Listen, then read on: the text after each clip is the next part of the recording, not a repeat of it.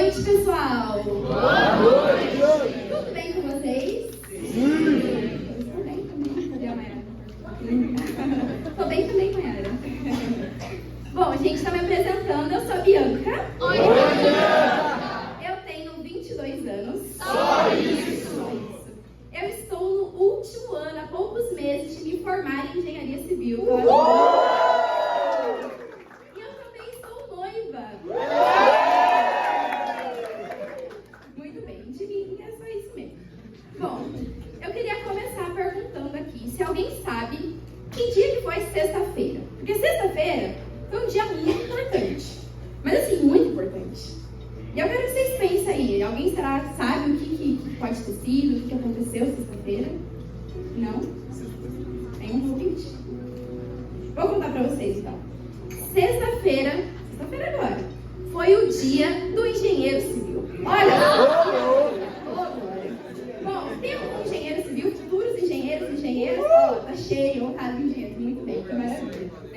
Bom, aí alguns estão se perguntando agora, né? Nossa, engenheiro civil é um trem mala, né? Não pode perder uma oportunidade. Não somos, né? Mas... Bom, e aí sexta-feira, dia do engenheiro civil, e eu, como futura engenheira, eu gosto muito de execução de obra. Então, o meu negócio é estar na obra mesmo, tá? Né? Executando e mandando em pedreira, aquelas, né? Eu gosto de estar em obra. E se a gente for pensar numa construção de uma casa, vamos pensar lá, construção de uma casa. Nós temos dois personagens. Então, nós temos a figura do cliente e a figura do engenheiro. Tá, mas qual que é a função deles? A função do cliente é ficar de boa. Então, repita comigo. A função do cliente é ficar de boa. Função do cliente é ficar de boa. Por que ficar de boa? Bom, porque a partir do momento que ele contrata o engenheiro, então porque ele não quer ter dor de cabeça, né? Ele quer ali ficar tranquilão e confiando mesmo que a obra dele vai ficar perfeita. Mas por outro lado, nós temos o engenheiro. E qual que é a função do engenheiro? Vou falar para vocês. A função do engenheiro, meus amigos, é se virar nos 30. Então fala, o engenheiro tem que se virar nos 30. O engenheiro tem que se virar nos 30. Sim, ele tem que se virar porque, vou contar um segredo para vocês. Dentro de uma obra, às vezes o cliente, as pessoas que estão do lado de fora, eles vão ver e vão pensar assim, nossa, que bonitinha, minha casa está ficando linda, né? Mas, meus irmãos, só quem está lá dentro sabe os perrengues e os BOs que são para fazer essa casa ficar linda, né? E na nossa caminhada, também é assim, né? Por que eu tô falando disso? Porque eu tô falando de engenharia, às vezes tá pensando, eu sou engenheiro, né? O que eu quero com isso? Mas é porque na nossa caminhada, também é assim. Muitas vezes, nós somos o engenheiro.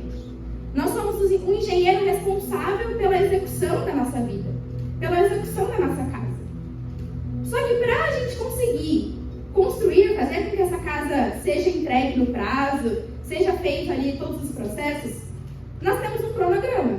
E esse cronograma ele tem que ser respeitado. Nós temos que viver mesmo cada etapa para construir, para atingir os nossos objetivos. Mas muitas vezes, nós somos engenheiro, mas nós nos comportamos como cliente. E eu vou explicar para vocês. Porque como eu falei, nós somos responsáveis por construir. Mas muitas vezes, nós somos aquele cliente que prefere ficar de boa. É aquele cliente que está lá, não vou me preocupar não. E aí que está o problema. Porque o que o Senhor vem falar nessa noite é que nós precisamos assumir esse compromisso. De tomarmos posse, de sermos esse engenheiro, de construir essa casa. E não apenas ficar de boa ali. E para a gente conseguir entender um pouco mais, né, do que o Senhor quer falar com isso, eu te convido a pegar a sua palavra. Lá no Evangelho de Mateus. Mateus, no capítulo 6.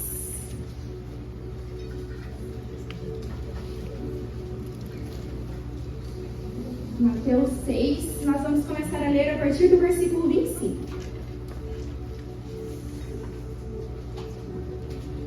Todo mundo achou aí? Sim. Então vamos lá. Mateus capítulo 6, versículo 25, eu vou ler para vocês. Por isso vos digo, não vos preocupeis com a vossa vida, quanto ao que haveis de comer, nem com o vosso corpo, quanto ao que haveis de vestir. Não é a vida mais do que o alimento e o corpo mais do que a roupa? Olhai as aves do céu, não semeiam nem colhem, nem ajuntam em celeiros. E, no entanto, vosso Pai Celeste as alimenta. Ora, não valeis vós mais do que elas? Quem dentre vós, com as suas preocupações, pode acrescentar um só covado à duração de sua vida? E com a roupa, por que andais preocupados? Observai os lírios do campo, como crescem, e não trabalham nem fiam. E, no entanto, eu vos asseguro que nem Salomão, em toda a sua glória, se vestiu como um deles. Ora, se Deus veste assim a erva do campo, como vós... Ora, se Deus veste assim a árvore do campo, como existe hoje e amanhã será lançada ao forno, não fará Ele muito mais por vós, homens fracos na fé? Por isso, não andeis preocupados, dizendo que iremos comer, ou que iremos beber, ou que iremos vestir. De fato, são gentios que estão à procura de tudo isso. Vosso Pai Celeste sabe que teis necessidade de todas as coisas. Buscai em primeiro lugar o reino e a justiça, e todas as coisas vos serão acrescentadas. Não vos preocupeis, portanto, com o dia de amanhã, pois o dia de amanhã se preocupará consigo mesmo. A cada dia basta o seu mal. Vou ler mais uma vez só esse finalzinho, ali no 33. Buscai em primeiro lugar seu reino e sua justiça, e todas as coisas vos serão acrescentadas. Não vos preocupeis, portanto, com o dia de amanhã, pois o dia de amanhã se preocupará consigo mesmo. Amém? Amém. Bom, então, contextualizando aqui para vocês, nessa passagem, no contexto que ela está inserida, as pessoas daquela época, elas estavam muito preocupadas mais com o ter do que o ser. Então, eles estavam muito mais preocupados com o que vestir, com o que eles iam comer, e não se preocupavam muitas vezes em buscar mesmo o que de fato importa, que são as coisas de Deus. Né? E muitas vezes, na nossa vida, a nossa geração é assim. Essas pessoas aqui nessa passagem vai dizer que elas estavam mais preocupadas com o ter, e muitas vezes nós somos escravos mesmo de algumas situações. E na nossa vida não é diferente. Não é diferente porque muitas vezes a gente tem sido escravos mesmo de muitas situações. Muitas vezes a gente tem sido essa geração que é muito ansiosa, que é muito preocupada, o tempo todo fica nervoso com alguma coisa, pensando com o que vai acontecer lá na frente. E eu sei que as tribulações, elas vêm mesmo. Mas aí o Senhor me vem falar para nós: não vos preocupeis. E sabe, meus irmãos, eu sei que muitas vezes você está passando agora por alguma situação assim. Eu sei que talvez você tenha passado por alguma crise. Eu sei que talvez dentro da sua casa as coisas não estão boas. Bom, isso aí, né? Cada um tem a sua realidade, cada um sabe do seu. Mas uma coisa que eu sei é que não é fácil. Eu sei que não é fácil a gente vivermos os processos de Deus. Eu sei que não é fácil a gente cumprir com aquilo que está falando aqui, de acalmar o nosso coração. Porque a nossa geração é assim, a gente está o tempo todo preocupado, o tempo todo ansioso. Mas o que o Senhor ele vem falar para nós aqui: ei, fogo do alto, não se preocupe. Eu estou cuidando, eu estou olhando por vocês. Mas como eu falei, eu sei que não é fácil. Eu sei que não é fácil, meus irmãos. E às vezes também parece que nada está dando certo, parece que a gente caminha e que as coisas não estão progredindo como deveriam progredir. Estou errado ou não estou? Mas aí, meus irmãos, ao mesmo tempo que parece que Deus ele se esqueceu de nós, parece que Deus ele não tem olhado para nós, ele vem falar mais uma vez: não vos preocupeis. Não vos preocupeis. Porque o Senhor ele continua olhando para você. Em nenhum momento o Senhor se esqueceu de você. Assim como Deus ele não se esqueceu de José quando ele passou muitos anos no Egito. Assim como também lá em Isaías vai dizer que se uma mãe que está amamentando o seu próprio filho, muitas vezes ela esquece do seu próprio filho, que ela mesma amamenta. Mas o Senhor ele não esquece. E é isso que ele vem falar também para você, que ele não se esquece de você. Ele continua olhando para o seu coração, ele continua olhando para aquilo que você tem passado. Então confia. Não nos preocupeis. Então nós temos que parar de ser como essa geração também, que às vezes se apega só a isso, se se apega só ao ter, e às vezes a gente não tem feito o nosso, sabe? Então nós precisamos confiar mesmo que Ele está fazendo, porque Ele faz. Então a nossa esperança, ela tem que estar em Deus. A nossa felicidade, gente, só vai ser feliz quando de fato nós entendermos que a nossa esperança está nele. Então eu volto a dizer, meus irmãos, a nossa esperança está em Deus. Mas aí também nós corremos um grande risco. Ao mesmo tempo que nós sabemos que Deus Ele faz, porque a gente já viu que Ele faz e que Ele olha para cada um de vocês, nós corremos um grande risco de muitas vezes sermos como aquele cliente que eu trouxe no início. Muitas vezes a gente corre esse risco de sermos como o cliente no sentido de, beleza, eu sei que Deus está fazendo, né? Eu sei que Deus está fazendo, então vou ficar aqui de boa, né? Vou ficar de boa porque Deus faz, então é isso, né? Mas na verdade, meus irmãos, basta Deus dar uma atrasadinha. Basta Deus Ele fazer algo diferente daquilo que a gente tem esperado. Que pronto. A gente volta a se desesperar, a gente volta a desacreditar, às vezes a gente volta a pensar que nós estamos sozinhos. E é quando a coisa aperta, que nós percebemos que na verdade nós não estamos conseguindo viver o processo bem vivido. É quando a coisa aperta que nós percebemos que a nossa construção ela não está andando conforme ela tem que andar. E o que eu quero falar para vocês essa noite é que muitas vezes, preste muita atenção nisso, muitas vezes nós não estamos conseguindo viver o processo da forma com que nós temos que viver.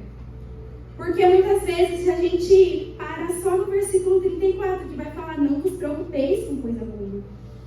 Mas nós também esquecemos daquilo que vem antes, daquilo que vai falar, buscar em primeiro lugar seu reino e sua justiça. Sabe, muitas vezes nós nos contentamos apenas em sermos como clientes, de ficar de boa, mas nós nos esquecemos de buscar primeiramente as coisas de Deus. E posso te falar uma coisa? Os nossos processos, eles só serão vividos de uma forma plena, de uma forma verdadeira, quando de fato nós cumprirmos bem feito com as primeiras coisas. Quando de fato nós cumprirmos com aquilo que vai falar de buscar as coisas de Deus. E aí, meus irmãos, a gente precisa fazer bem feito, né? Porque também não adianta só nós também fazer, né? A gente tem que ir lá cumprir com as coisas bem feitas. Porque só assim, tudo nos será acrescentado, conforme diz a palavra. E partilhando assim um pouco do meu testemunho com vocês, como eu falei, né? Eu estou noiva, olha só. Eu estou noiva.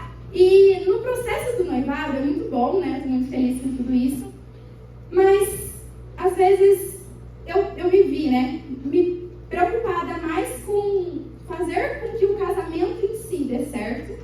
Então, né? Eu e o Lucas, a gente fechou já os fornecedores, a gente já escolheu a igreja, a gente já escolheu o casamento, aquela coisa toda. É muito gostoso tudo isso. Mas, em determinado momento, parecia que as coisas não estavam progredindo, fluindo como deveriam fluir. E eu perguntava, Deus, mas, poxa, eu estou te entregando, né? Cada etapa, cada fornecedor que a gente fechou, foi tudo entregue a Ti, foi tudo rezado antes, foi tudo confiado a Ti. E por que ainda assim parece que a coisa não vai? E em um momento assim de oração, que o Senhor falava no meu coração, e falava assim, filha, eu estou olhando para o seu casamento, eu estou cuidando, vai dar tudo certo. Mas eu preciso que você também faça a sua parte. Eu preciso que você não só se preocupe com as coisas em si do casamento, né, como eu falei, a festa e tudo mais, mas eu preciso que você olhe para o seu coração.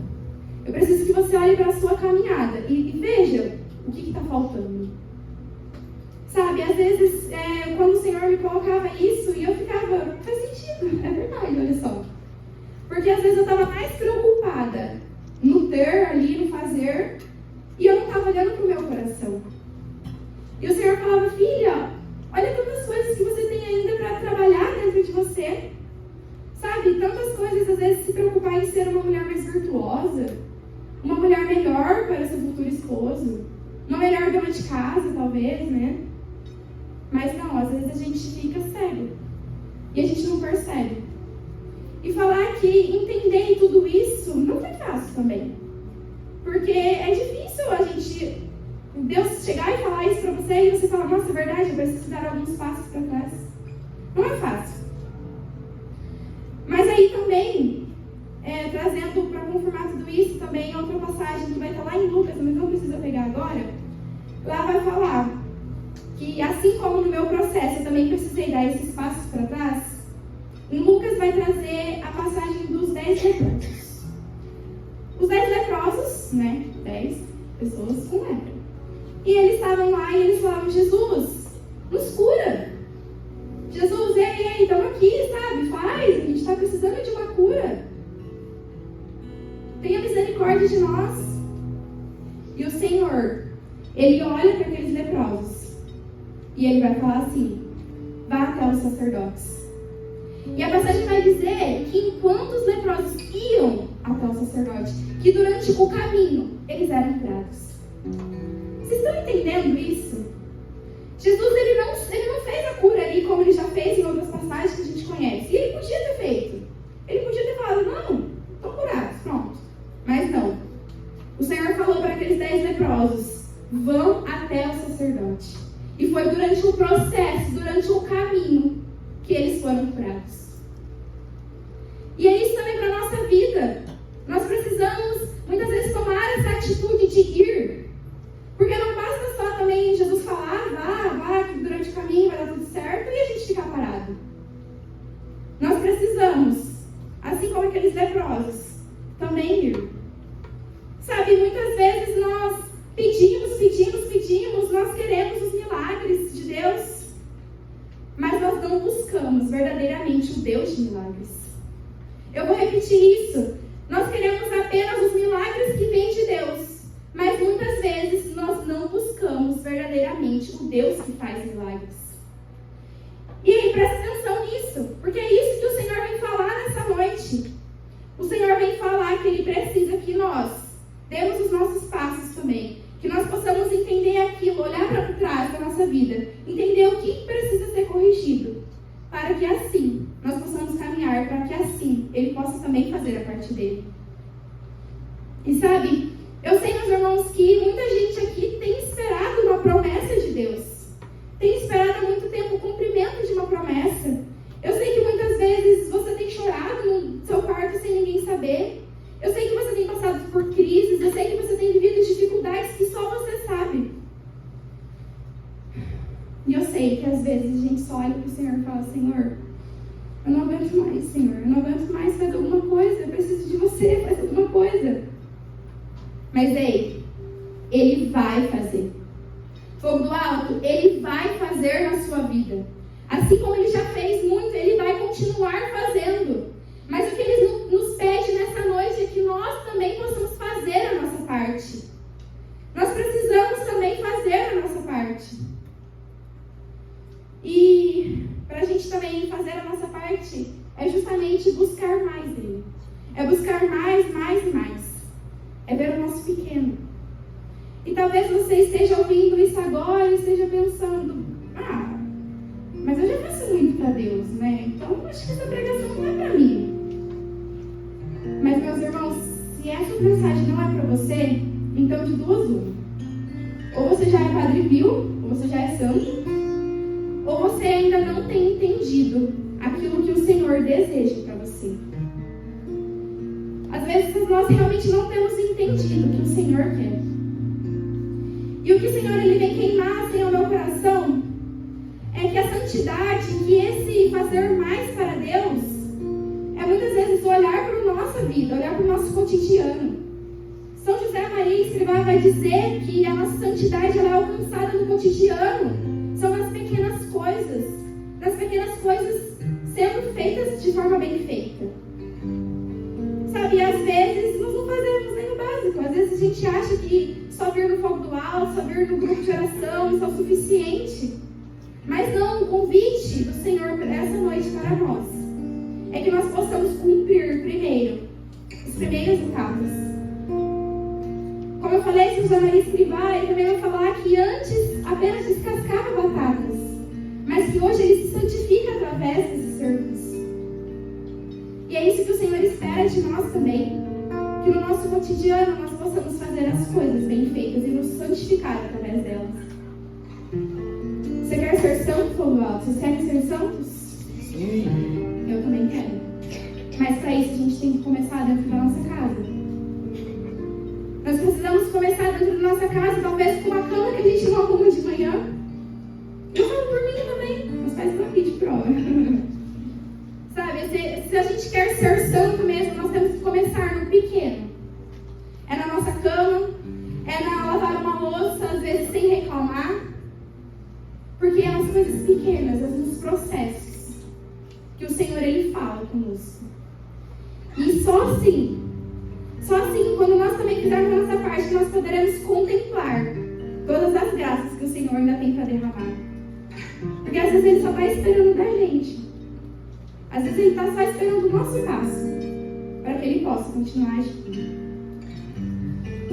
E agora, meus irmãos, eu quero convidar vocês a fechar seus olhos por um momento.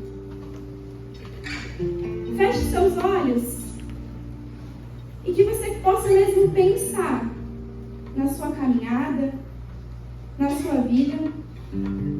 O que tem faltado? Quais são essas pequenas coisas que Deus às vezes tem pedido para nós, que nós precisamos melhorar? Não sei, vai trazendo aí na sua realidade. Talvez você precisa rezar mais um terço, talvez você precisa ficar menos tempo no celular. Às vezes você tem gastado muito tempo com outras coisas que não são de Deus.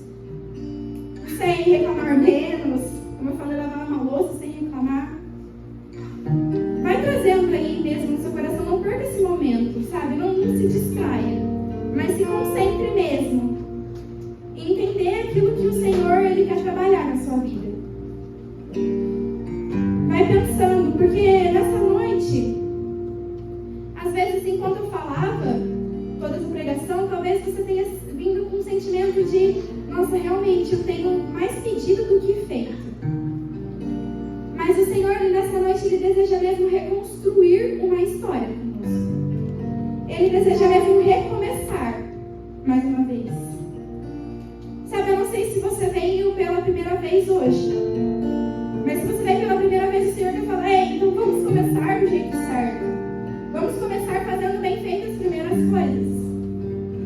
Ou então, se você já está há muito tempo na caminhada, o Senhor também quer falar: ei, olhe para trás.